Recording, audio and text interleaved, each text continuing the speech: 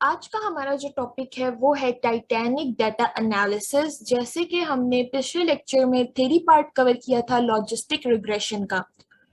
Hope so आपको theory part बिल्कुल clear हो चुका होगा। अब हम लॉजिस्टिक रिग्रेशन को अप्लाई करेंगे अपने एक डाटा सेट के ऊपर। हम ये देखेंगे कि हम कैसे लॉजिस्टिक रिग्रेशन को इम्प्लीमेंट कर सकते हैं। और जो डाटा सेट हमने आज चूज किया है वो है टाइटैनिक डाटा एनालिसिस। टाइटैनिक के बारे में आप सबको पता ही होगा, एक बहुत फेमस शिप थी और one of the best ship थी बहुत पहले, ठीक है। और इसका जो डिजास्टर था वो बहुत अनएक्सपेक्टेड था। आप सबने इसकी मूवी भी ऑफ कोर्स देखी ही होगी।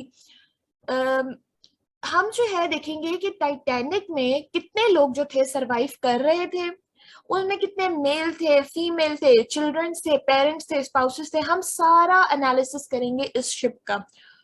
हम इसको अपने जुपिटर नोटबुक पर इंप्लीमेंट करेंगे लॉजिस्टिक रिग्रेशन को अप्लाई करते हुए, और हम सारे सर्वाइवल रेट्स निकालेंगे। तो सबसे पहले हम जो है अपने टाइटैनिक के डाटा सेट को देख लेते हैं। ये हमारे पास है टाइटैनिक का डाटा सेट। अब हम वन बाय वन अपने कॉलम्स को अंडरस्टैंड करते हैं और हम अपने डाटा सेट को अंडरस्टैंड कर लेते हैं। तो अब आप देखें, सबसे पहला जो हमारे पास कॉलम है वो है इंडेक्स का।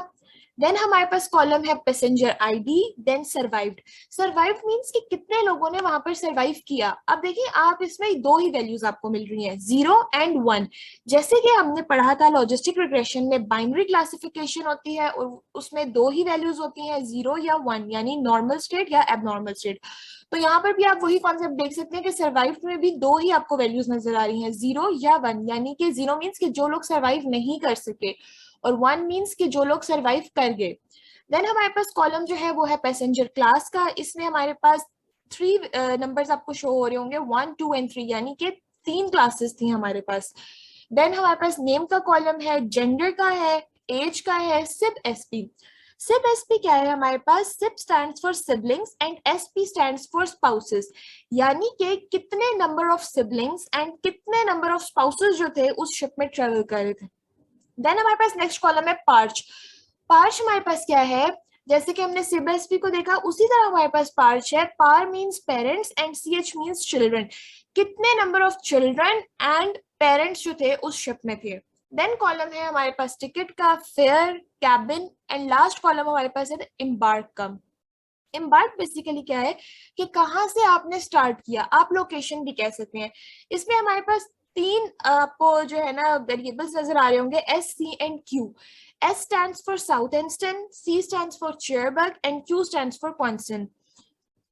ओके, सो अब हम अपने टाइटैनिक डाटा सेट पर लॉजिस्टिक रिग्रेशन को अप्लाई करेंगे और हम देखेंगे कि क्या रिजल्ट्स हमारे पास आते हैं। सो हम अपने जुपिटर नोटबुक पर चले जाते हैं। ओके, सबसे पहले आपका जो सबसे पहला स्टेप होना चाहिए वो आपने अपने डेटा सेट को जुपिटर में इंपोर्ट करना है, सेव करना है। यहाँ पर वो अब आप कैसे करेंगे कि कोई भी डाटा सेट है जिस पर आपने काम करना है, आप सिंपल उसको गूगल से डाउनलोड करेंगे। वो आपके पास एक एक्सेल की फाइल होगी। उसको डाउनलोड करने के बाद सिंपली आप अपलोड पर जाएंगे और उस फाइल को यहाँ पर अपलोड कर देंगे।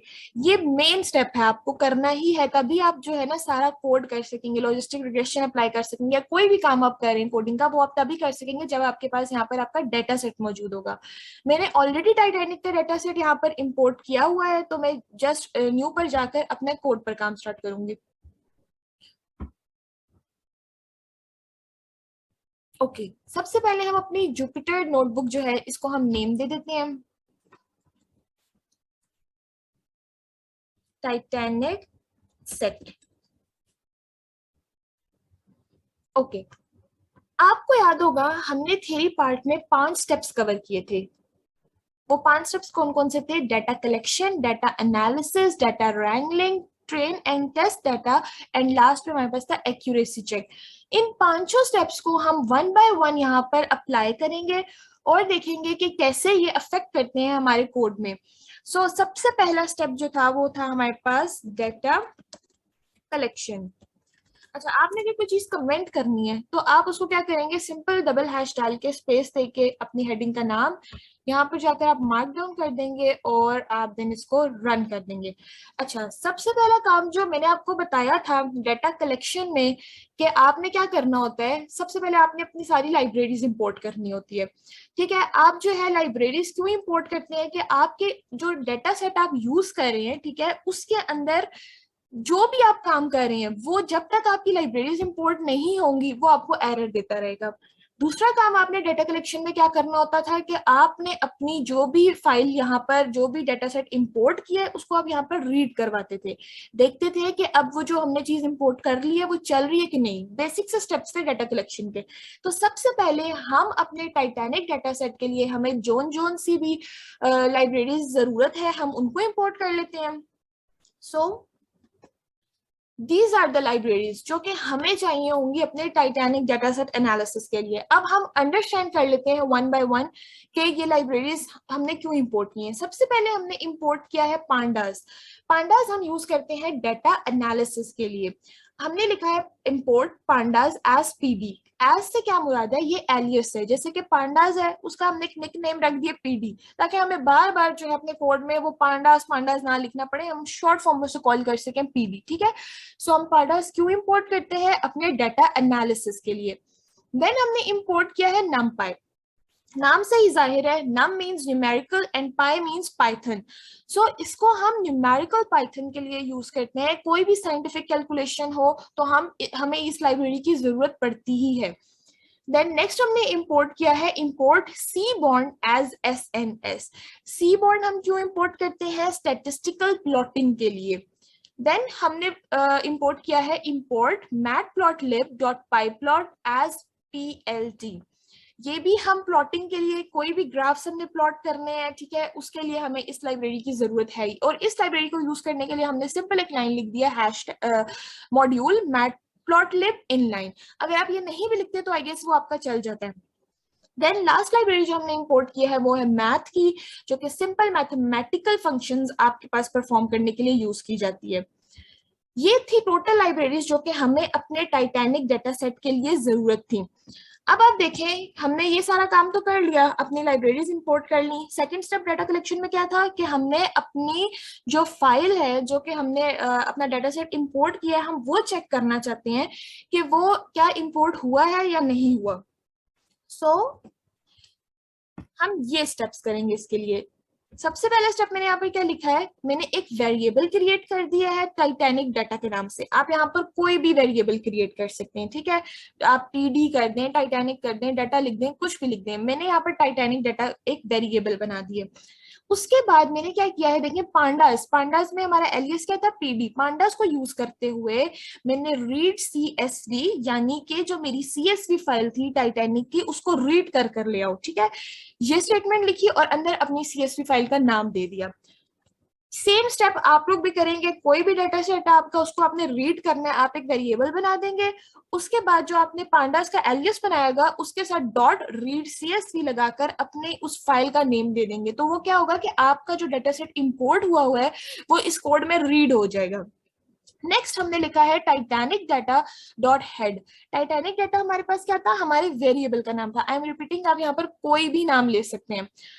अच्छा, हमने अगर देखना है अपने पूरे डाटा सेट की फर्स्ट 10 रोज को, 10, अगर आपने 10 रोज देखनी है आप 10 लिख दें, अगर आपने 5 देखनी है आप 5 लिख दें। जितने नंबर ऑफ रोज आपने देखनी है आप वहां यहाँ पर उतनी वैल्यू आप लिख देंगे। डॉट हेड से क्या मुराद है, हेड है ना, तो वो हेड से लेके यानी कि स्टार्टिंग से लेकर जिस जो फिगर मैंने दिया है वहां तक वो मुझे वैल्यूज प्रिंट करके दे देगा, रोज प्रिंट करके दे देगा। मैंने यहाँ पर टाइटैनिक डाटा डॉट हेड 10 लिखा है तो वो मुझे पहली 10 रोज जो है वो मुझे प्रिंट करके दे देगा। तो अब हम इसे रन करके देख लेते हैं। ओके, ये स्टैटिक का साइन जब आपके पास आ रहा होता है इट्स मीन कि वो पीछे आपके रन हो रहा होता है, ठीक है। अब देखिए आपके पास रन होके आ गया, उसने क्या किया है, मुझे पहली 10 रोज जो थी मेरे डाटा सेट की वो प्रिंट करा कर दे दी है। यहाँ पे आप देखें 0 से लेकर 9 तक, यानी कि पहली 10 रोज। और इससे एक और चीज आप क्या देख सकते हैं कि जो मेरा टाइटैनिक का डाटा सेट था जो कि मैंने इंपोर्ट किया था, जब मैंने उसे यहाँ पर रीड किया तो वो रीड हो गया है, तभी तो हमारे पास ये पूरा डाटा सेट आया है, ठीक है। अब एक आखिरी चीज जो कि डाटा कलेक्शन के अंदर हम कर लेते हैं, हम देख लेते हैं कि जो हमारा पूरा ओरिजिनल डाटा सेट है ना, ये तो सिर्फ हमने 10 रोज इंपोर्ट करवाई है यहाँ पर, मतलब सिर्फ 10 रोज प्रिंट कराई है यहाँ पर, लेकिन जो मैं कह रही हूँ पूरा डाटा सेट है, हमारा ओरिजिनल डाटा सेट है, हम उसमें देख लेते हैं कि कितने नंबर ऑफ पैसेंजर्स हमारे पास उस डाटा सेट में ट्रेवल कर रहे हैं। सो उसके लिए हमने ये स्टेटमेंट लिखी है, प्रिंट, सिंपल प्रिंट का फंक्शन यूज किया आपने, अंदर स्टेटमेंट लिख दिया number of passengers in original data set. आगे आपने क्या किया देखें, सिंपल लेंथ का फंक्शन जो हम यूज करते हैं ना, लेंथ का फंक्शन सिंपल वही हमने कॉल किया है, str लेंथ, ये लेंथ का फंक्शन है, ठीक है। उसके अंदर हमने क्या किया, टाइटैनिक डाटा, टाइटैनिक डाटा क्या था, हमारे वेरिएबल का नाम था। मैं आपको बार बार इसलिए क्लियर कर रही हूँ कि आप लोग कंफ्यूज ना हो जाएं कि टाइटैनिक डाटा किधर से आया है। तो ये वेरिएबल है, आप इस तरह कुछ भी नाम अपना दे सकते हैं, ठीक है। डॉट इंडेक्स, ये हमें क्या करेगा, ये स्टेटमेंट हमारा जो ओरिजिनल डाटा सेट था, उस पूरे डाटा सेट में जितने भी नंबर ऑफ पैसेंजर्स थे सबको काउंट करके ला देगा। तो हम अब इसको रन करके देख लेते हैं। ये देखें, number of passengers in original data set 891, 891 passengers थे पूरी टाइटैनिक में, ठीक है। सो यहाँ पर हमारा पहला स्टेप कंप्लीट हो जाता है जो कि था डाटा कलेक्शन का, ठीक है। हमने सिंपल लाइब्रेरीज इंपोर्ट की, हमने अपना जो डाटा सेट था उससे रीड किया, कुछ वैल्यूज प्रिंट करा कर देख ली, नंबर ऑफ पैसेंजर्स देख लिए। आप कोई और स्टेप इसमें करना चाहते हैं तो कर सकते हैं, लेकिन डाटा कलेक्शन के लिए जो बेसिक स्टेप्स थे वो यही थे जो कि कंप्लीट हो चुके हैं। ओके, अब हम आते हैं अपने सेकंड स्टेप के ऊपर। हमारा सेकंड स्टेप क्या था, वो था डाटा एनालिसिस। सो हम हेडिंग दे देते हैं अपनी डाटा एनालिसिस, और इसको भी हम उसी तरह कमेंट कर देते हैं, डबल हैश, आपने अपनी हेडिंग का नाम लिखा, यहाँ पर आप गए markdown and then run. Okay, ये सिंपल तरीका है आपको हेडिंग देने का, आपको इसके मुख्तलिफ तरीके और भी मिल जाएंगे, बट हम इसी तरीके को यूज करेंगे। अच्छा, अब आपको अगर याद हो तो मैंने आपको बताया था कि हम डाटा एनालिसिस क्यों करते हैं। हम डाटा एनालिसिस इसलिए करते हैं ताकि हम जो है अपने ग्राफ्स प्लॉट कर कर डिफरेंट कॉलम्स के दरमियान एक कॉलम के अंदर कितनी आप देखें कि फंक्शनैलिटी आ सकती है, हम उसे ग्राफ के अंदर प्लॉट कर कर देख सकते हैं। सो मैं आपको बताती हूँ, सबसे पहला स्टेप हम क्या करेंगे कि हम sns.countplot, sns.countplot का क्या मतलब है, sns हमारे पास क्या था, जो हमने सी बॉन्ड में अपना एलियस बनाया था ना, ये वो है एसएनएस, ठीक है। देखें ऊपर आप देख सकते हैं कि हमने यहाँ पर सी बॉन्ड हम क्यों यूज करते थे, स्टैटिस्टिकल प्लॉटिंग के लिए, ग्राफ्स प्लॉट करने के लिए, और उसका एलियस था एसएनएस। तो डाटा एनालिसिस में हम क्या कर रहे होते हैं, हम ग्राफ को प्लॉट कर रहे होते हैं, इस वजह से हमने क्या यूज किया है, एसएनएस। ओके, उसके आगे हमने लिख दिया है काउंट प्लॉट, ठीक है। sns.countplot ये एक बिल्ट इन फंक्शन है। x is equals to survived, अब मैंने x is equals to survived क्यों लिखा है, देखिए x मैंने एक अपना वेरिएबल बना दिया, ठीक है। अब मैं क्या कह रही हूँ कि जितने लोगों ने सरवाइव किया है ना, वो सब x के अंदर स्टोर हो जाए, मुझे सर्वाइवल रेट वो कहां पर दे दे, x वेरिएबल के अंदर दे दे, ठीक है। और उसके बाद देखिए मैंने क्या लिखा हुआ है, data is equals to Titanic data. Data is equals to Titanic data का क्या मतलब है कि जो डाटा सेट में यूज कर रही हूँ उसका जो ऊपर हमने सबसे पहले वेरिएबल डिक्लेयर किया था वो था टाइटैनिक डाटा।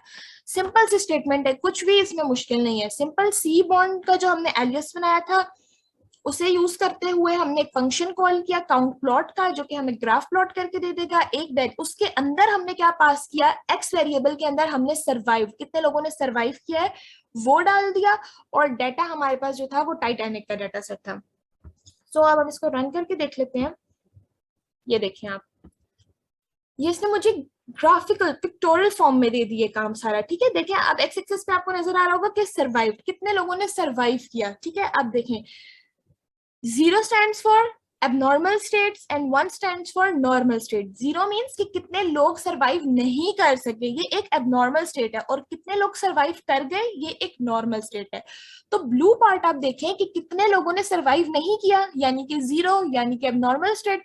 तो ऑलमोस्ट आप देखिए 550 लोग हैं जिन्होंने सरवाइव नहीं किया, और 1 हमारे पास नॉर्मल स्टेट थी, जितने लोग सरवाइव कर गए वो अब आप देखें ऑरेंज कलर से शो हुआ है, और ये देखें आप ऑलमोस्ट 330 या 350 लोग हैं जो सरवाइव कर गए थे। तो इस ग्राफ से हमें क्या, हमको क्या कंक्लूड कर सकते हैं, हमें क्या पता चला है कि जो लोग सरवाइव नहीं कर सके थे, यानी कि एबनॉर्मल स्टेट, वो ज्यादा है, ब्लू पार्ट ज्यादा है, 0 पार्ट ज्यादा है, और कम लोगों ने सरवाइव किया।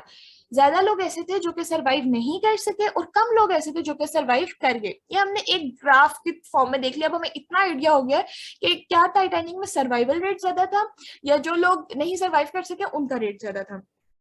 हम ये देखें, इसमें कोई हार्ड एंड फास्ट रूल नहीं है कि हमने इन्हीं स्टेप्स को फॉलो करते हुए अपने डाटा को एनालाइज करना है। आप अपने डाटा सेट के मुताबिक, अपने कॉलम्स के मुताबिक, जिस चीज को आप पिक्टोरियल फॉर्म में देखना चाहते हैं, उसकी ग्राफिकल रिप्रेजेंटेशन देखना चाहते हैं, आप उस कॉलम के अकॉर्डिंग अपनी स्टेटमेंट लिखते रहेंगे। हाँ, फॉर्मेट यही होगा, तरीकाकार यही होगा, लेकिन आप अंदर अपने कॉलम्स का नाम चेंज कर सकते हैं। जो चीज आप ग्राफिकल फॉर्म में देखना चाहते हैं, आप वो लिखकर अपने ग्राफ्स के फॉर्म में उसको देख सकते हैं।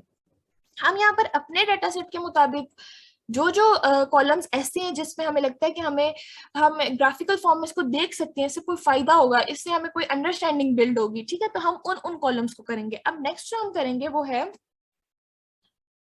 जेंडर का। ठीक है, जेंडर देखेंगे कि जिन लोगों ने सरवाइव किया और जो लोग सरवाइव नहीं कर सके थे, उसमें मेल ज्यादा थे या उसमें फीमेल ज्यादा थी। ठीक है, देखें अब तरीकाकार फिर से वही है, हमने एसएनएस ही यूज किया हुआ है। ठीक है, SNS dot count plot function call किया है। इसमें भी हमने एक्स एक वेरिएबल लिया जिसके अंदर हमने सरवाइव पास कर दिया कि कितने लोग सरवाइव कर गए थे। देखिए हम देखना क्या चाह रहे हैं कि फीमेल्स, जेंडर क्या है, फीमेल है या मेल है। तो जो लोग सरवाइव कर गए थे उनमें, या जो लोग सरवाइव नहीं कर सके थे उनमें मेल ज्यादा थे या फीमेल ज्यादा थे। अब हमने यहाँ पर एक और चीज आप नोट करें, जेंडर की स्पेसिफिकेशन के लिए हमने यूज किया है ह्यू। ह्यू हम क्यों यूज करते हैं? कलर इनकोडिंग के लिए। और इसके अंदर हमने सेक्स पास कर दिया है। सेक्स क्या था हमारे पास? हमारे जेंडर वाले कॉलम का नेम था। ठीक है, तो आप यहाँ पर वही नेम यूज करेंगे जो आपके डाटा सेट में आपके कॉलम का होगा। सो वही तरीका SNS dot count plot X is equal to survive, ताकि हमें बता दे कि मेल ज्यादा सर्वाइव किए थे या फीमेल ज्यादा सर्वाइव किए थे। और ह्यू हमने सेक्स सेट कर दिया, जेंडर सेट कर दिया, और आगे वही data is equal to Titanic data. Titanic data हमारे पास वही हमारा वेरिएबल है जो कि हमने यहाँ पर बनाया है, और data is equal to Titanic data means कि मैं यहाँ पर अपने टाइटैनिक डाटा सेट को यूज कर रही हूँ। So let's run it.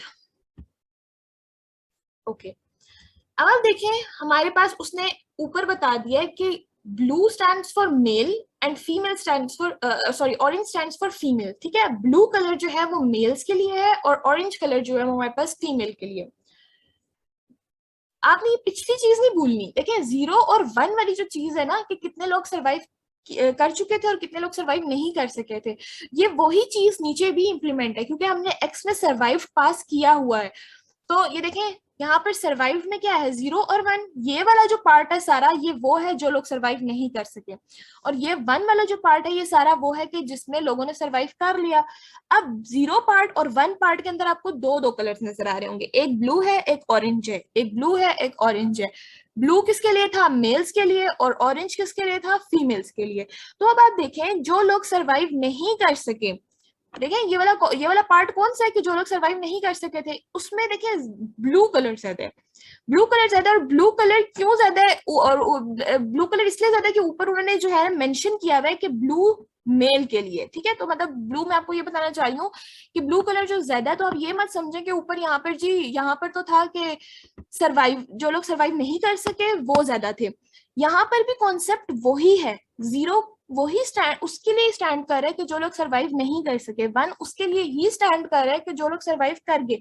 But यहाँ पर अब थोड़ा सा डिफरेंस क्या आ गया कि हमने जेंडर को स्पेसिफाई कर दिया।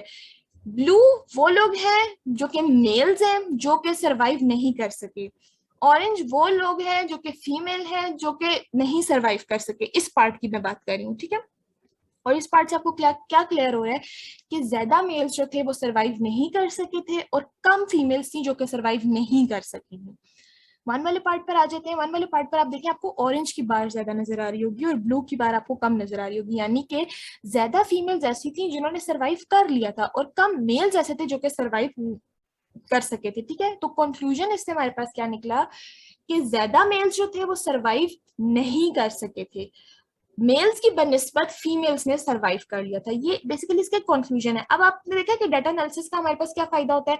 हमें पहले तो पता चल गया जी कि ज्यादातर लोग सरवाइव नहीं कर सके थे, और जो लोग सरवाइव नहीं कर सके थे उनमें कौन कौन सा जेंडर ज्यादा था, मेल जेंडर ज्यादा था। हमें ग्राफ्स के थ्रू हम बहुत सारी चीजें क्लियर हो जाती हैं। सिंपल डाटा सेट को आप देख के यहाँ से आपको नहीं पता चल सकता कि कितने लोग जो थे उसमें सरवाइव कर सके थे, कितने नहीं सरवाइव कर सके थे, मेल ज्यादा थे फीमेल ज्यादा थे। इसके लिए हमें एनालिसिस करना जरूरी है। एनालिसिस का पार्ट जो है, एनालिसिस का स्टेप इसलिए बहुत जरूरी है।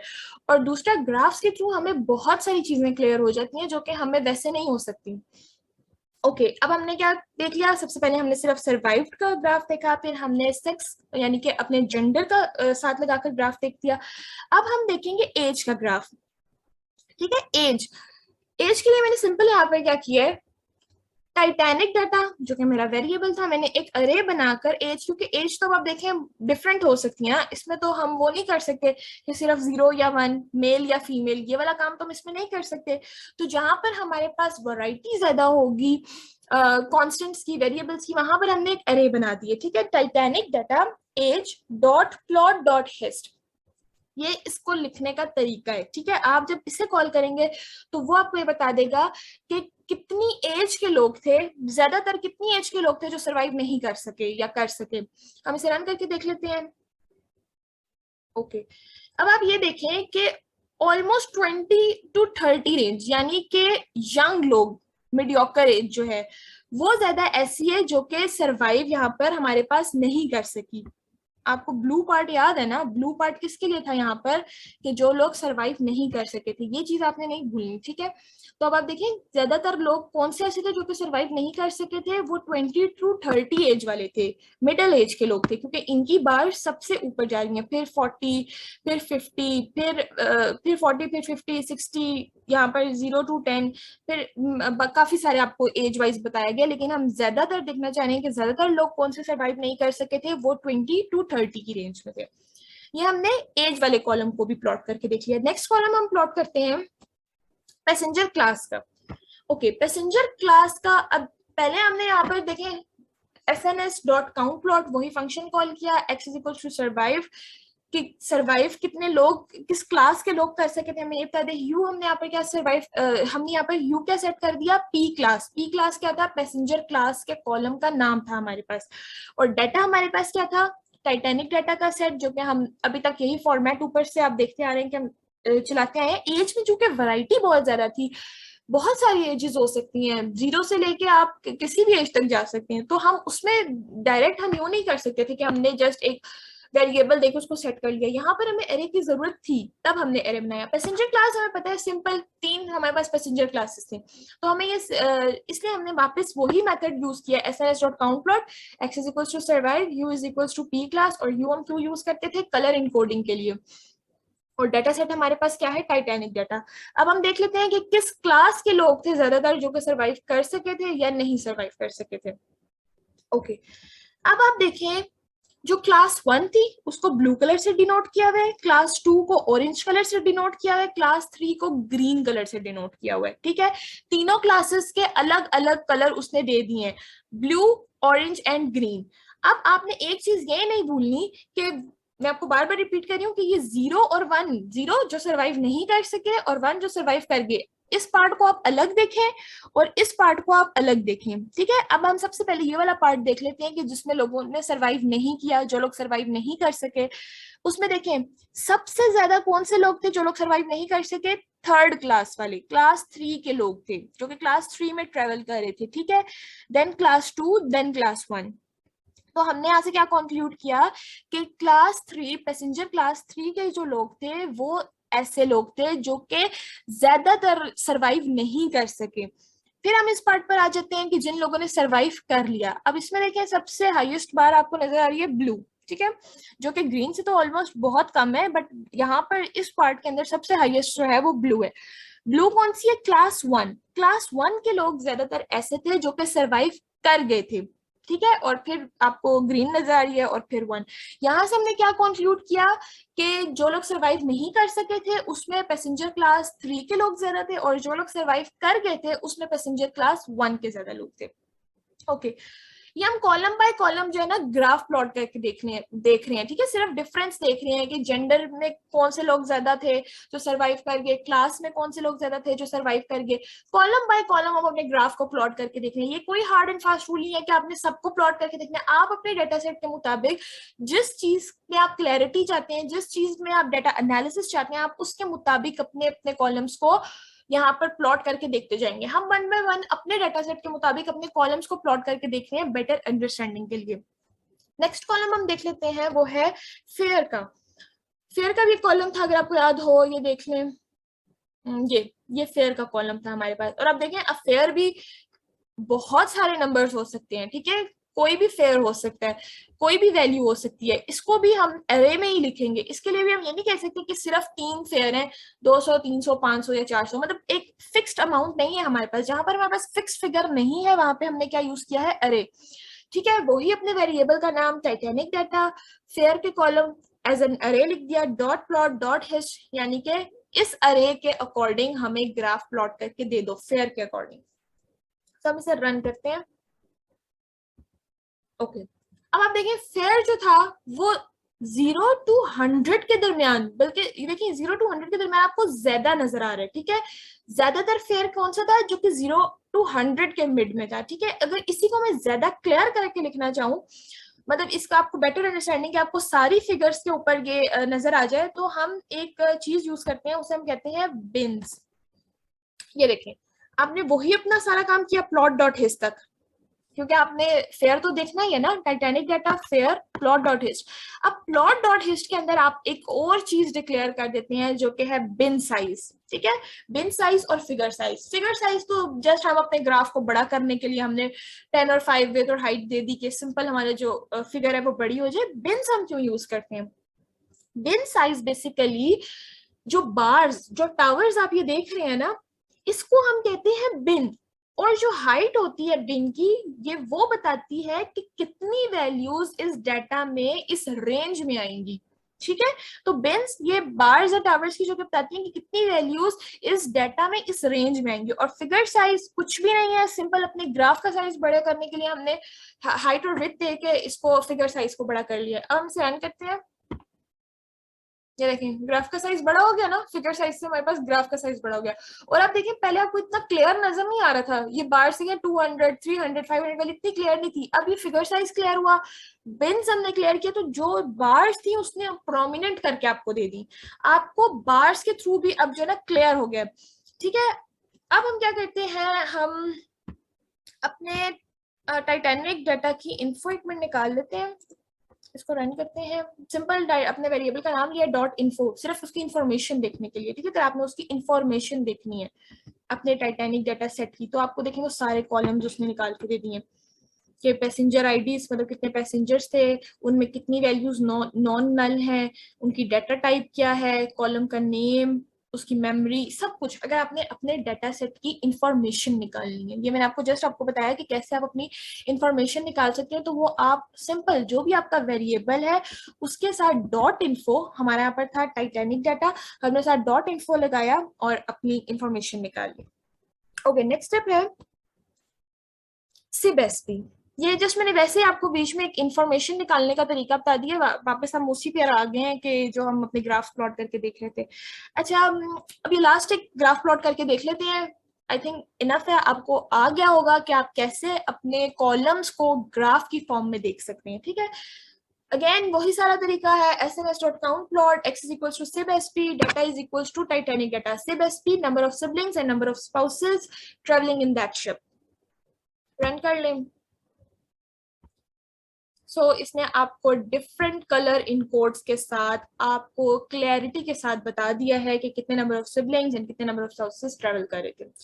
यहाँ पर हमारा कंप्लीट होता है डाटा एनालिसिस का स्टेप। हमने अभी तक 2 स्टेप्स कवर किए हैं, data collection and data analysis. Data collection में हमने देखा कि हम सिंपल लाइब्रेरीज इंपोर्ट की, अपना डाटा सेट इंपोर्ट किया, अपनी फाइल रीड की, ठीक है, और सिंपल कुछ रोज प्रिंट करा के देख ली और नंबर ऑफ पैसेंजर्स देख लिए। डाटा एनालिसिस में हमने डिफरेंट कॉलम्स को ग्राफ में प्लॉट करके देखा है, ठीक है। बहुत सारे कॉलम्स हमने प्लॉट किए हैं, काफी हद तक। अगर कोई एक आध रह गया तो आप उसे खुद जरूर ट्राई कीजिएगा। हमने डिफरेंट कॉलम्स को, ऑलमोस्ट सारे कॉलम्स हम वैसे कर चुके हैं, सारे कॉलम्स को हमने ग्राफ में प्लॉट करके देखा और हमने ईच एंड एवरी ग्राफ को बहुत क्लैरिटी से समझा कि कैसे ये ग्राफ क्या डिक्टेट कर रहे हैं। ओके, नेक्स्ट स्टेप हमारा था data wrangling. Data wrangling, okay जी, इसको भी हम कमेंट कर देते हैं, मार्क डाउन और रन कर देते हैं। आपको अब याद हो कि डेटा रैंगलिंग हम क्यों यूज करते थे, याद होना चाहिए क्योंकि बहुत डिटेल में हमने पढ़ा था। डेटा की प्री प्रोसेसिंग, डेटा की जो क्लीनिंग होती है उसे हम क्या कहते हैं, डेटा रैंगलिंग। ठीक है, डेटा रैंगलिंग हम क्या करते हैं, हमारे पास कोई भी जो डाटा सेट होता है वो क्लीन नहीं होता, उसको क्लीन करना पड़ता है, उसकी प्री प्रोसेसिंग करनी पड़ती है ताकि हमारे रिजल्ट पर वो कोई बैड इफेक्ट ना दे। तो डाटा रैंगलिंग, डाटा क्लीनिंग। अब हम जो हमारा जो ये डाटा सेट है इसमें हम देखेंगे कि हमें डाटा रैंगलिंग की जरूरत है या नहीं है, और अगर जरूरत है यानी कि हमारा डाटा क्लीन नहीं है, प्री प्रोसेस नहीं हुआ तो हम उसे कैसे क्लीन करेंगे। सो सबसे पहले हम चेक करेंगे कि हमारा डाटा सेट नल है या नहीं। टाइटैनिक डाटा क्या था, सबसे ऊपर जो हमने अपना वेरिएबल पूरे डाटा सेट के लिए जो अपना वेरिएबल मेन डिक्लेयर कर लिया था वो था Titanic data. Simple is null का फंक्शन हमने लगाया है और हम क्या देखेंगे कि हमारे पास जो है ये कितनी नल वैल्यूज हैं। ये हमें जो है ना बूलियन रिजल्ट रिटर्न करेगा, ट्रू या फॉल्स में। फॉल्स मीन्स के वैल्यू नल नहीं है एंड ट्रू मीन्स के वैल्यू नल है। इज नल, क्या वो नल है, ट्रू तो यानी कि नल है। इज नल, फॉल्स, क्या वो नल है, फॉल्स यानी कि वो नल नहीं है। तो सिंपल हमने इज नल का फंक्शन कॉल किया। सबसे पहले हम पहला स्टेप जो डाटा रैंगलिंग है, हम ये देखेंगे कि हमारे डाटा सेट में कोई वैल्यूज नल है या नहीं है। तो हम इसे रन कर लेते हैं। अब यहाँ देखिए हमें कैबिन में फर्स्ट वैल्यू ट्रू मिल गई है। ट्रू क्या था, इज नल, यस यानी कि नल है। हमें कैबिन में क्या हो गया, फर्स्ट वैल्यू ही ट्रू मिल गई है। अब आप देखें हमारे पास काफी सारी नल वैल्यूज हो सकती हैं एक सेट में, तो उनका सम निकालने के लिए हमने सिंपल क्या किया, सम का फंक्शन कॉल कर दिया। ऊपर वाली चीज वही रहने दी, Titanic data dot is null, आगे डॉट सम लगा दिया। डॉट सम लगा के हम ये क्या करेगा कि पूरे सेट में से जितनी नल वैल्यूज है उन्हें हमें कंबाइन करके बता देगा। ठीक है, ये हमें वो कॉलम्स बताएगा जिसमें हमारे पास नल वैल्यूज हैं। ठीक है, कॉलम बाय कॉलम बता रहे हैं, देखें आप। ठीक है, अब जैसे एज में 177 वैल्यूज हैं जो कि नल हैं, कैबिन में 687 वैल्यूज हैं जो कि नल हैं, एम्बार्क में 2 वैल्यूज हैं जो कि नल हैं। मतलब इन कॉलम्स के अंदर हमारे पास डाटा रैंगलिंग की जरूरत है, डाटा क्लीनिंग, प्री प्रोसेसिंग की जरूरत है हमारे पास। ठीक है, और सबसे ज्यादा जिस कॉलम में जरूरत है वो कौन सी है, age, then cabin, then embark.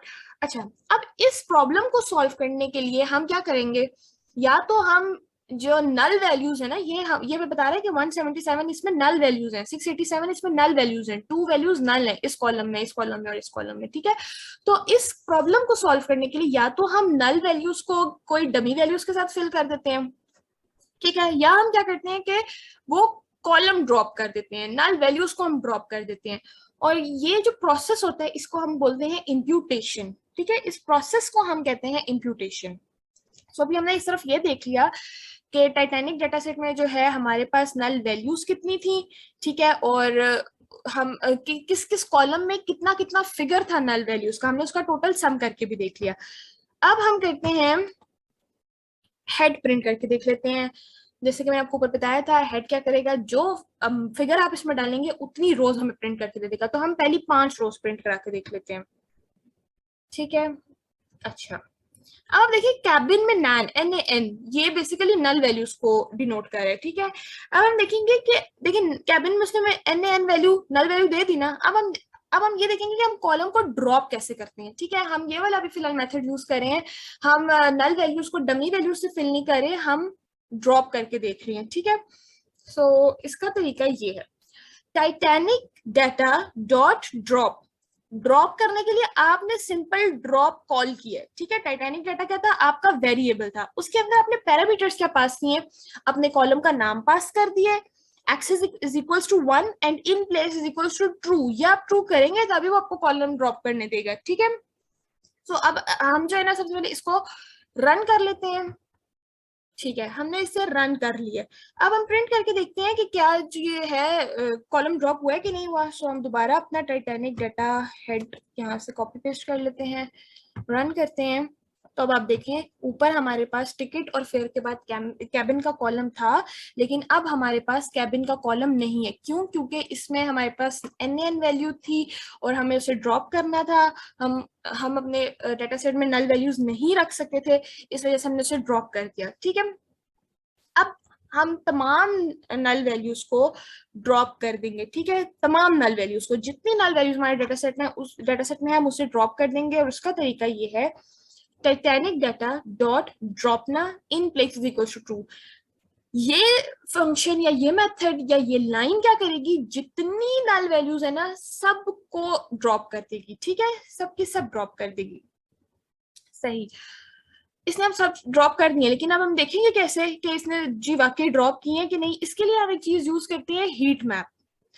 आप हीट मैप का कॉन्सेप्ट मैं आपको बताती हूँ कि हीट मैप क्या होता है। जिस तरह हम ग्राफ की प्लॉटिंग देख रहे थे ना सी बॉन्ड के साथ, हीट मैप भी ना हमें बेसिकली प्लॉट ही करके दे रहा होता है। ठीक है, डेटा सेल में कितनी नल वैल्यूज बची हैं कितनी नहीं बची, ये अब हम हीट मैप के थ्रू देखेंगे। उसका तरीका ये है, SNS डॉट हीट मैप। ठीक है, एसएनएस क्या था, हमारा स्टेटिस्टिकल डाटा सी बॉन्ड के लिए जो हमने एलियस बनाया था। हीट मैप ये हमें एक पिक्चर के मैप की फॉर्म में दे देगा। ठीक है, ये भी बिल्ट इन है, आपने डॉट हीट मैप यूज करना है तो आपके पास पिक्चर आ जाएगी। ठीक है, टाइटैनिक डाटा जो कि हमारा वेरिएबल था, इस नल का फंक्शन वाइट टिक लेबल्स फॉल्स कर देंगे और सी बार जिसमें बार्स होंगी वो भी फॉल्स। ये दोनों चीजें आपने फॉल्स करनी है। ठीक है, हम इसे रन करके देखते हैं।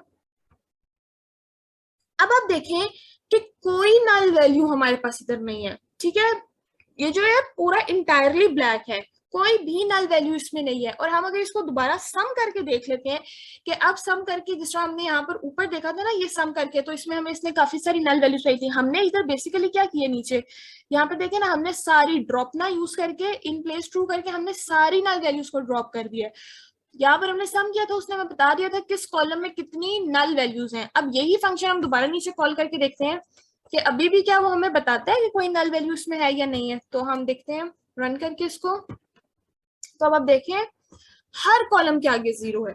जीरो क्या मतलब, क्योंकि हमने इस नल का फंक्शन किया है ना कॉल, तो वो हमें बता रहा है कि कोई वैल्यू ऐसी नहीं है जिसमें आपके पास नल वैल्यू हो। ठीक है, कोई नल वैल्यूज अब हमारे पास नहीं है। हमारा जो डेटा सेट है वो ऑलमोस्ट क्लीन हो चुका है। ठीक है, अब आप एक चीज देखें, हम ना सबसे पहले हमारे पास बहुत सारी स्ट्रिंग वैल्यूज हैं। ठीक है, बहुत सारी स्ट्रिंग वैल्यूज है हमारे पास, जिनको हमने कैटेगोरिकल फॉर्म में कन्वर्ट करना होता है।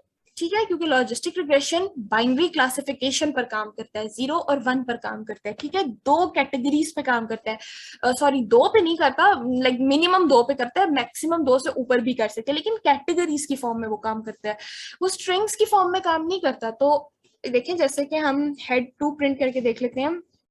ये देखें, काफी सारी कैटेगरीज हैं हमारे पास। ठीक है, काफी सारी स्ट्रिंग्स हैं जिनको हमने कैटेगरी में कन्वर्ट करना होता है लॉजिस्टिक रिग्रेशन के लिए। हम इनको कुछ डमी वेरिएबल्स में कन्वर्ट कर देंगे। ठीक है, हम क्या करेंगे, जो स्ट्रिंग्स हैं इनको हम डमी वेरिएबल में कन्वर्ट कर देंगे। और वो कन्वर्ट भी हम कैसे करेंगे, पांडास के थ्रू करेंगे। पांडास हम क्यों यूज करते थे, डाटा एनालिसिस के लिए।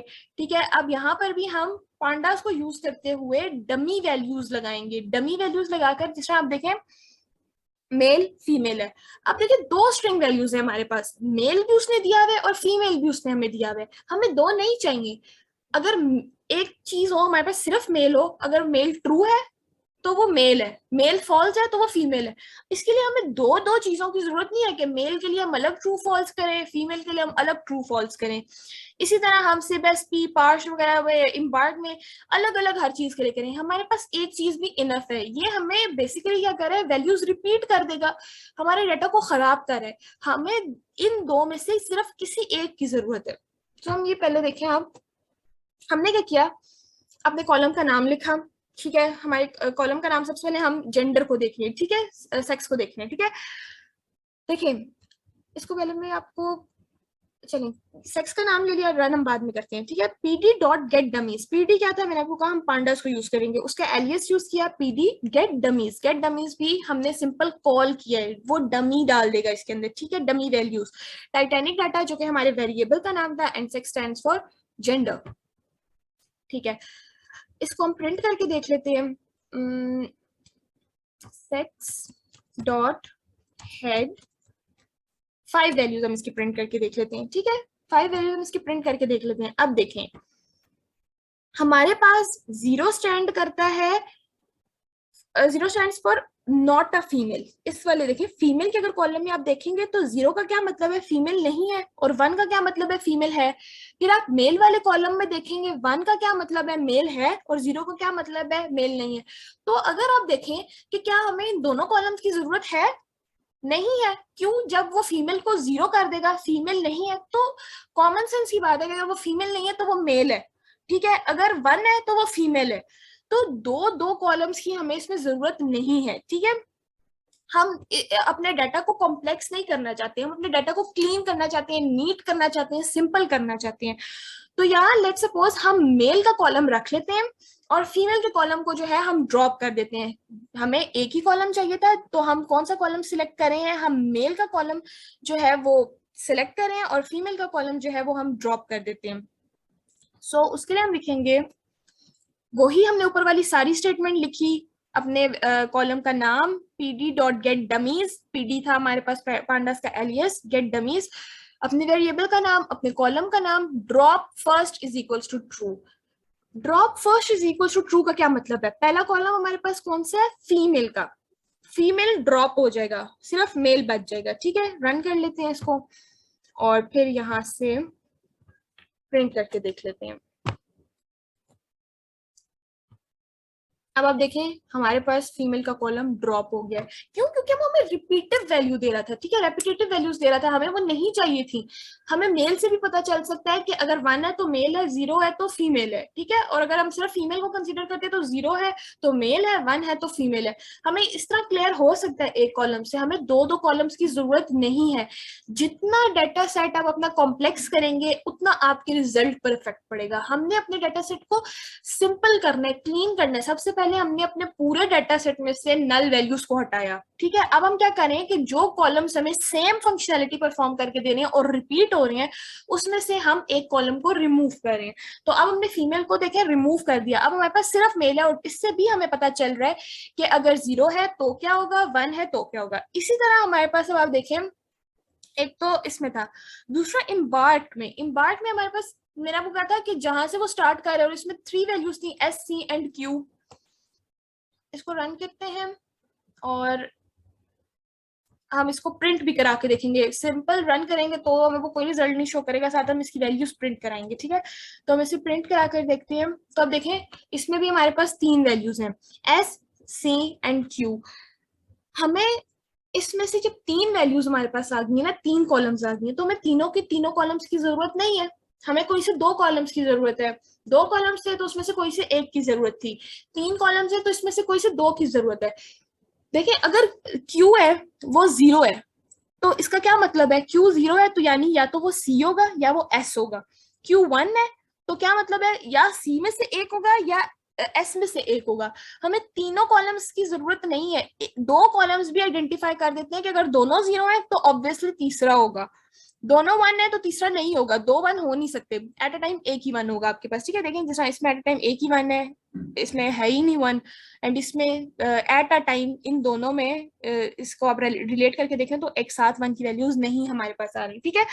तो हम इसमें भी क्या करेंगे कि हम एक कॉलम को ड्रॉप कर देंगे, उसी तरह जिस तरह हमने ऊपर जेंडर में हमने फीमेल के कॉलम को ड्रॉप किया था, इसी तरह यहाँ पर भी हम एक कॉलम को ड्रॉप कर देंगे, और हम प्रेफर ये करते हैं कि हम पहला कॉलम ही ड्रॉप कर दें, ठीक है। तो हम पहला कॉलम अपना ड्रॉप कर देंगे, वही अपने कॉलम का नाम लिखा, pd dot get dummies Titanic data, हमारे वेरिएबल का नाम, इम्बार्क्ड कॉलम का नाम, ये इम्बार्क जो है ना, ये कॉलम का नाम नहीं, ये हमने वेरिएबल बनाया है इस पूरी स्टेटमेंट के लिए, ठीक है। इसी तरह यहाँ पर जो हमने ये लिखा था ना सेक्स, ये भी हमने वेरिएबल बनाया था, कॉलम का नाम ये वाला सेक्स आपका, ठीक है। ये वाला जो चीज है ये आपके कॉलम का नाम है और ये आपके वेरिएबल का नाम है। इसी तरह यहाँ पर भी ये आपके वेरिएबल का नाम है और ये आपके कॉलम का नाम है। Drop first is equal to true, ये अब हमें क्या करके देगा, जो पहला कॉलम है, और पहला कॉलम कौन सा हमारे पास, सी वाला, ठीक है, ये हमें सी ड्रॉप करके दे देगा। अब इसे रन करते हैं और प्रिंट करके देख लेते हैं कि क्या सी जो है वो ड्रॉप हुआ है या नहीं हुआ। अब देखिए, सी हमारे पास जो है वो ड्रॉप हो गया। तो वो कॉलम्स जिनको हमने मतलब वो कॉलम जो हमें नहीं चाहिए, ठीक है, जिनकी हमें जरूरत नहीं है, हम सिंपल क्या करेंगे, उन्हें ड्रॉप कर देंगे, ठीक है। इसी तरह अब हम देखते हैं कि और ऐसा कौन सा कॉलम है जिसको हम ड्रॉप कर सकते हैं। तो वो मेरा ख्याल है पी क्लास भी है, ठीक है, पैसेंजर क्लास भी हमारे पास क्या है, तीन उसको बता रहा है, ठीक है, तीन क्लासेस बता रहा है, 1 2 एंड 3 बता रहा था, ठीक है। देखिए 3 1 और 2 इसमें मिसिंग है क्योंकि हमने दो ही प्रिंट किए हैं, लेकिन आपको याद होगा कि मैंने बिल्कुल स्टार्ट में जब डाटा सेट एक्सप्लेन किया था तो वहां पर बताया था कि वो पैसेंजर क्लास भी तीन बता रहा था, ठीक है। तो हम उससे भी ड्रॉप करेंगे। पहले इसको प्रिंट करके देख लेते हैं। TCL dot head 5, sorry P capital था। अब रन करते हैं, ठीक है। देखिए उसने हमें क्या बताया है कि तीन क्लासेस जो है हमारे पास है, 1 2 एंड 3, ठीक है। हमें तीनों कॉलम्स की जरूरत नहीं है। अगेन दो कॉलम से भी हमारा काम चल सकता है, तो हम एक को ड्रॉप कर देंगे और हम प्रेफर कौन सा करते हैं, ड्रॉप करना फर्स्ट वाला। उससे क्लैरिटी हमें मिल जाती है कि अगर आपको ज्यादा फंक्शनैलिटी के अंदर घुसना नहीं पड़ता, आप डायरेक्ट ड्रॉप फर्स्ट लिखते हैं, ट्रू कर देते हैं, वो पहला वाला आपका ड्रॉप हो जाता है। सो हम इसको यहाँ पर कर लेते हैं, पीसीएल हमारे वेरिएबल का नाम, PD dot get dummies Titanic data हमारे डाटा सेट का नाम, डाटा सेट का वेरिएबल, पी क्लास हमारे कॉलम का नाम, drop first is equal to true, यानी कि वन वाला ड्रॉप कर देगा, ठीक है। जब वो हमें वन वाला ड्रॉप कर देगा तो हमें इससे पता चल जाएगा कि अगर थ्री नहीं है तो वो टू होगा, टू नहीं है तो वो वन होगा, मतलब पता चल जाता है। हमें तीन कॉलम की जरूरत नहीं है, जहां पर आपको दो कॉलम दिए हुए हैं और वो आपको क्लियर कर रहे हैं एक कॉलम भी, आप वहां पर एक को ड्रॉप कर देंगे। जहां आपको तीन कॉलम्स दिए हुए हैं और आपको दो से भी क्लैरिटी मिल जाती है तो आप पहले को ड्रॉप कर देंगे, ठीक है। तो इसी तरह हम इसे रन कर लेते हैं और प्रिंट करा के फिर देख लेते हैं।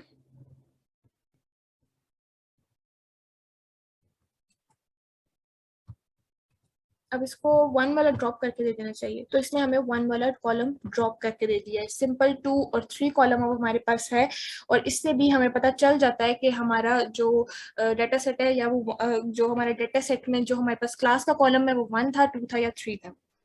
ओके, अब हम क्या करेंगे, हम सिंपल इन सब वैल्यूज को, आई थिंक और कोई ऐसा कॉलम नहीं है जिसमें से हमने ड्रॉप करना हो। पैसेंजर आईडी भी दो थी, सर्वाइव में भी दो थे, पैसेंजर क्लास में तीन थी जिसमें से हमने एक को ड्रॉप करके दो रख लिए, नेम की जरूरत नहीं थी, सेक्स में भी मेल और फीमेल में से एक चाहिए था, हमने उसको फीमेल को ड्रॉप कर दिया, एज में भी जरूरत नहीं थी, सिलेबस पार्ट में भी जरूरत नहीं थी, टिकट में भी नहीं थी, फेयर में भी नहीं थी, और इम्बार्ट में भी हमने ड्रॉप करके देख लिया। अच्छा, अब हम क्या करेंगे, सिंपली हम अब इन वैल्यूज को कॉन्कैटिनेट कर देंगे, ठीक है, इनको कंबाइन कर देंगे। जिन वैल्यूज को हमने चेंजिंग की है ना, जिन रोज में हमने चेंजिंग की है, इन सब को हम क्या करेंगे, कॉन्कैटिनेट कर देंगे। तो उसका तरीका ये है कि आपने अपने वेरिएबल का नाम, डाटा सेट का जो वेरिएबल आपने रखा हुआ है टाइटैनिक डाटा, उसका वो लगाया, इक्वल्स टू पीडी पांडास का एलियंस लगाकर कॉन्कैट का फंक्शन कॉल कर दिया। सिंपल कॉन्कैट का फंक्शन कॉल किया, यहाँ पर अपने वेरिएबल का नाम रिपीट करना है, ठीक है।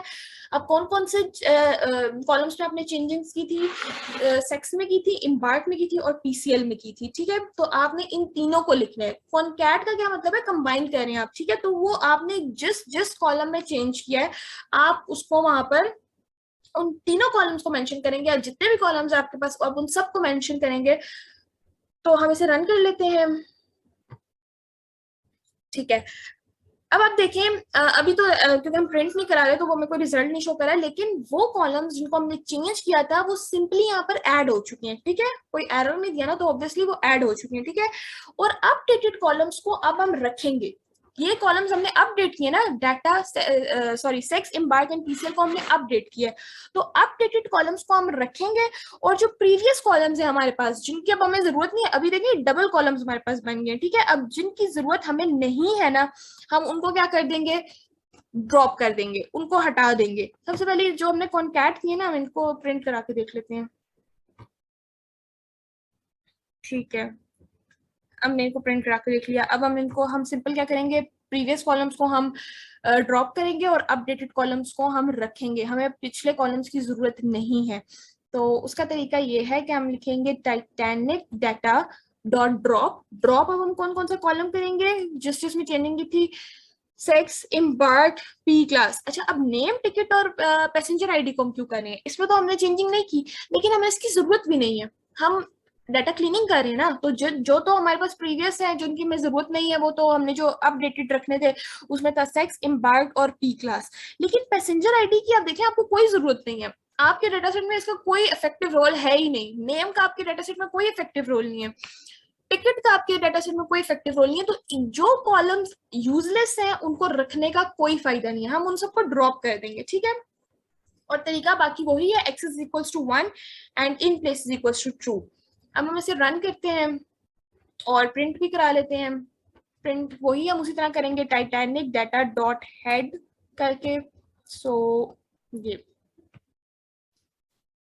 देखें, अब आपका जो डाटा सेट है वो बिल्कुल क्लीन हो चुका है, बिल्कुल क्लियर हो चुका है। अब इसमें कोई जो है वो नेगेटिव वैल्यूज नहीं है, कोई नल वैल्यूज नहीं है, कोई रिपीटिव वैल्यूज नहीं है। ये जो पूरा था हमारे पास क्लियर हो गया। सिंपल हमारे पास जो यूजफुल कॉलम्स हैं वो हमारे पास सर्वाइव का, एज का, सिर्फ एसपी पार्ट, मतलब जो जो हमें कॉलम जरूरत नहीं थे हमने उन सबको क्लियर कर दिया। ऐसे हम अपने डाटा को क्लीन करते हैं।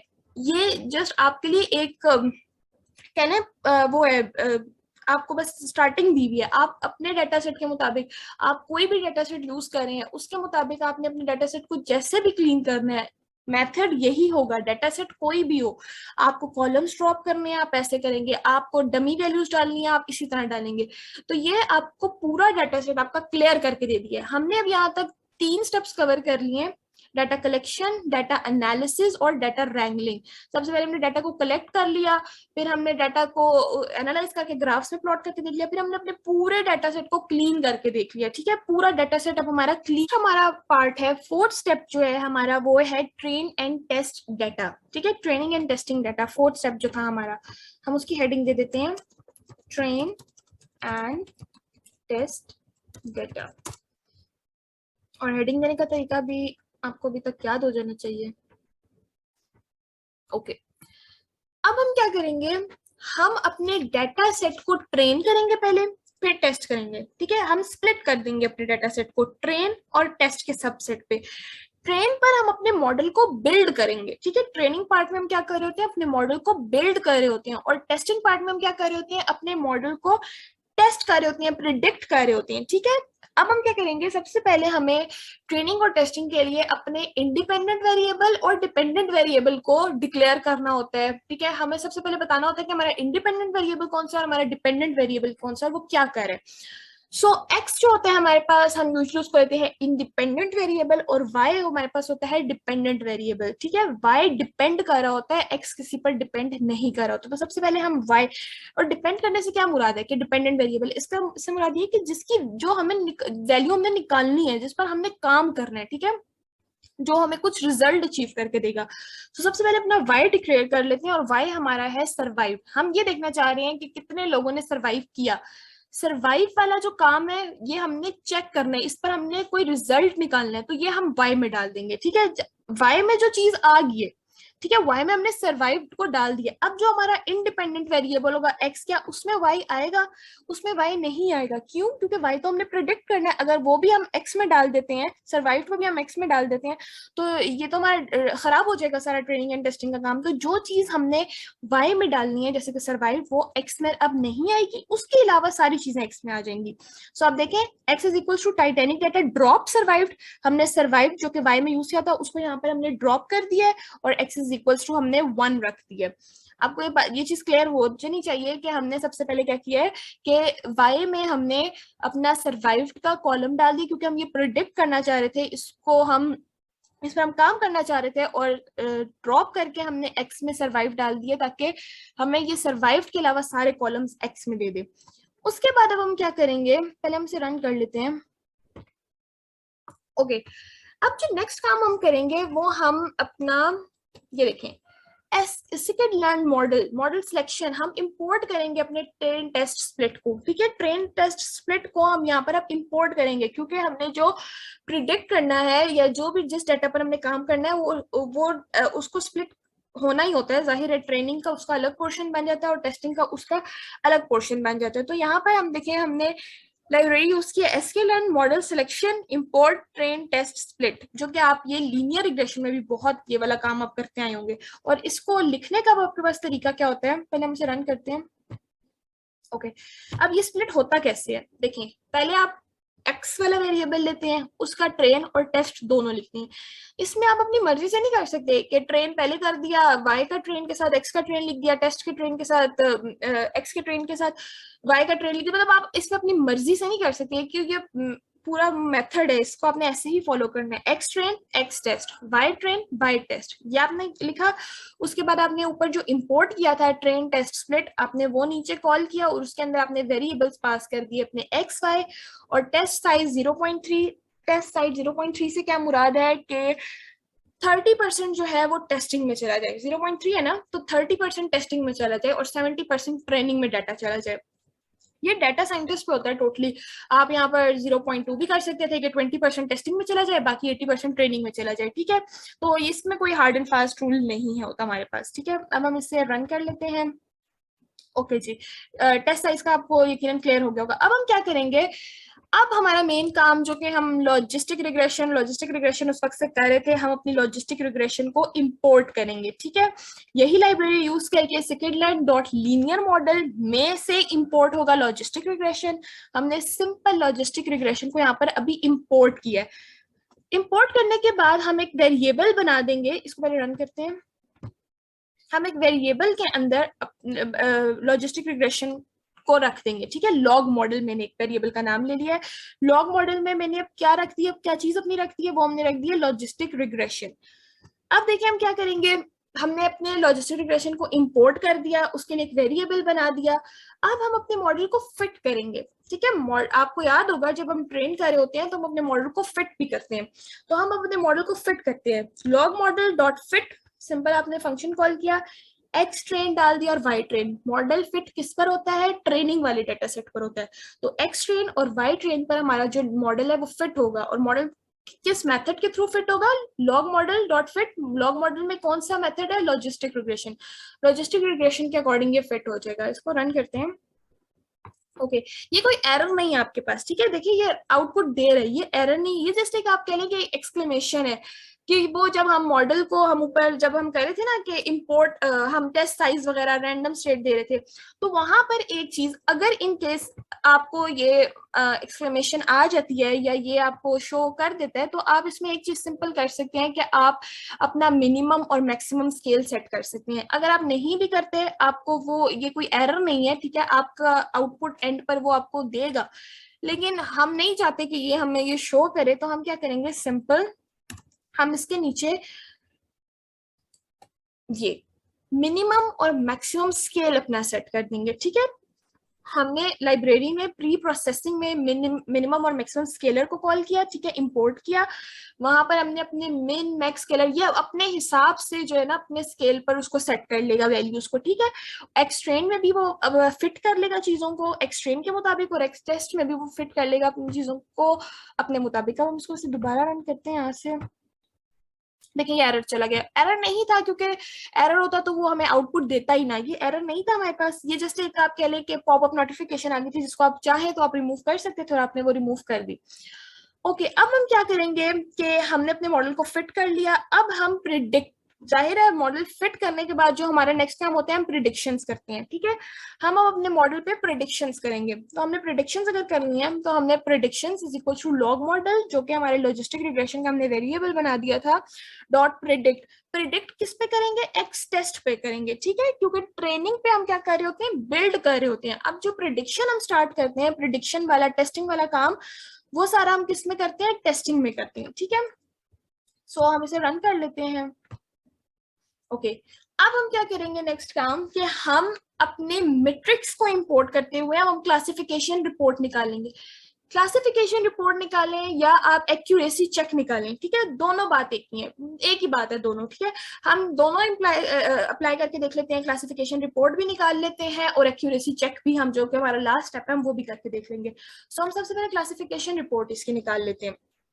So from scikit-learn.metrics import classification report. आपने सिंपल क्लासिफिकेशन रिपोर्ट को इंपोर्ट किया है और आप देखिए, आप क्लासिफिकेशन रिपोर्ट जो आपने इंपोर्ट कर दिया, आप इस वेरिएबल्स क्या डालेंगे, ठीक है। इसमें आप जो अंदर पैरामीटर्स है वो क्या पास करेंगे, आप वाई टेस्ट पास करेंगे, ठीक है। वाई टेस्ट पास करेंगे और प्रिडिक्शंस पास करेंगे। क्यों वाई टेस्ट पास करेंगे, एक्स ट्रेन पे आपने मॉडल को ट्रेन किया, एक्स टेस्ट पे आपने मॉडल पे प्रिडिक्शंस लगाई, अब आप फाइनल रिपोर्ट निकालना चाह रहे हैं, तो वाई हमारे पास वो चीज थी जिसमें हमें अपना फाइनल आउटपुट चाहिए था, और फाइनल आउटपुट हमें वाई टेस्ट पे मिल सकता था, इसलिए हमने यहाँ पर वाई टेस्ट लिखा है। और हम यहाँ पर सिंपल प्रिडिक्शंस जो कि ऊपर हमारा लॉग मॉडल में हमने कैलकुलेट भी की थी, हम अपनी सिंपल प्रिडिक्शंस निकालेंगे। ठीक है, इसको रन कर लेते हैं।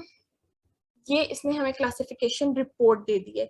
ये आपको इतनी समझ नहीं आएगी, इसलिए हम ज्यादातर प्रेफर करते हैं कि हम एक्यूरेसी चेक ही निकाल लिया करें। ठीक है, लेकिन अगर आपको पता होना चाहिए कि अगर आप उससे कहा जाता है कि आपको क्लासिफिकेशन रिपोर्ट निकालनी है, तो आपको पता हो कि वो प्रिडिक्शन पे और वाई टेस्ट पर निकलती है और इस तरह निकलती है। ये बस एक पूरी रिपोर्ट जनरेट हमें करके दे दी है। सो ये था हमारा फोर्थ स्टेप, जिसमें हमने डाटा को ट्रेन किया, डाटा को टेस्ट किया, सारी जो हमें लाइब्रेरीज चाहिए थी, हमें स्केल सेट करना था, हमने लॉजिस्टिक रिग्रेशन को अप्लाई किया, उस पर हमने मॉडल को फिट किया, प्रिडिक्शंस लगाई, फिर हमने क्लासिफिकेशन रिपोर्ट उसकी जनरेट की। अब जो लास्ट स्टेप हमारे पास बचता है वो है एक्यूरेसी चेक। बिल्कुल लास्ट स्टेप है हमारा, इसके बाद हमारा पूरा डाटा सेट पर हमने पूरी लॉजिस्टिक रिग्रेशन अप्लाई कर ली है। सो हम एक्यूरेसी चेक निकाल लेते हैं।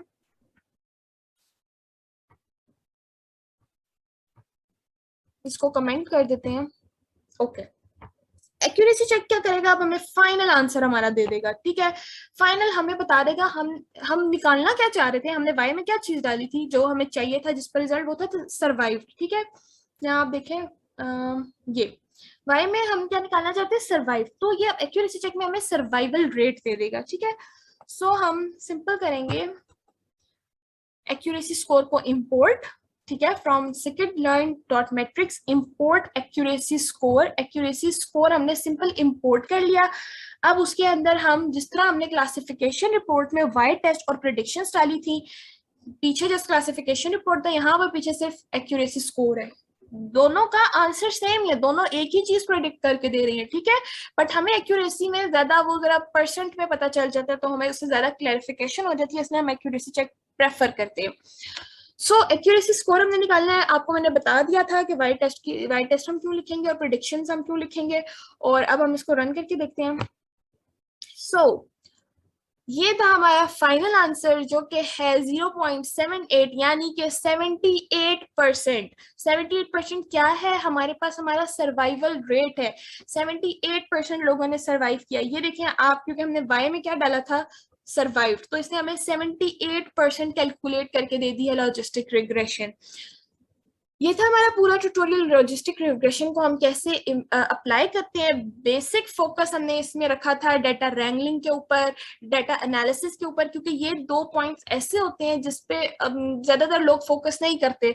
वो ज्यादातर ऐसा ही डाटा सेट लेते हैं कि जो कि ऑलरेडी प्री प्रोसेस्ड होता है, जिसको क्लीन करने की जरूरत नहीं होती। तो काफी लोगों को ये चीज नहीं पता होती कि हम डाटा को एनालाइज क्यों करते हैं, ग्राफ्स क्यों बनाकर देखते हैं, हम डाटा की क्लीनिंग क्यों करते हैं और कैसे करते हैं। कैसे करते हैं, ये ज्यादा इंपॉर्टेंट है, जो कि हमने बहुत डिटेल में देखी है कि हम डाटा को कैसे क्लीन कर रहे होते हैं। ठीक है, सो आपने चूंकि लीनियर रिग्रेशन में भी ट्रेन टेस्ट वाले पे ज्यादातर काम किया था, एक्यूरेसी चेक पर काम किया था, ऊपर डाटा कलेक्शन पर काम किया था, लेकिन हमने जो है डाटा रैंगलिंग इतनी डिटेल में नहीं देखी थी। तो हमने ज्यादा डिटेल में जो चीज देखी है वो है data wrangling and data analysis. Hope so आपको ये ट्यूटोरियल पसंद आया होगा और आपको काफी सारी चीजें इसमें से क्लियर हो गई होंगी, लेकिन फिर भी अगर आपको कोई कंफ्यूजन है तो आप नीचे कमेंट सेक्शन में पूछ सकते हैं। थैंक यू सो मच, अपना ख्याल रखिएगा। अल्लाह हाफिज।